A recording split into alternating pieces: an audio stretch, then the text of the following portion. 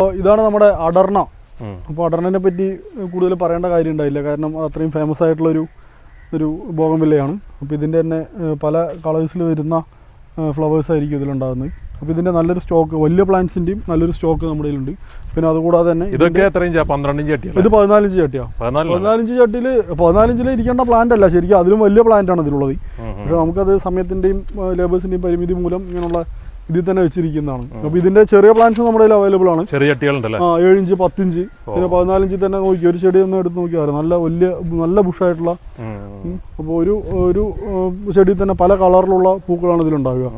അത് പല സ്റ്റേജായിട്ട് പല കളറിലുള്ള പൂക്കളാണ് ഇതിലുണ്ടാകുന്നത്. അപ്പോൾ ഇതിൻ്റെ നല്ലൊരു സ്റ്റോക്ക് നമ്മുടെ കയ്യിലുണ്ട്. ഇത് നമുക്ക് മണ്ണൂത്തിലും നമ്മുടെ MM പ്ലാന്റ്സ് നഴ്സറിയിൽ അവൈലബിൾ ആണ്. പിന്നെ മുതലമട. അപ്പോൾ ഇവിടെയും നമുക്ക് ഹോൾസെയിൽ റീറ്റെയിൽ നഴ്സറി ആണ് കേട്ടോ.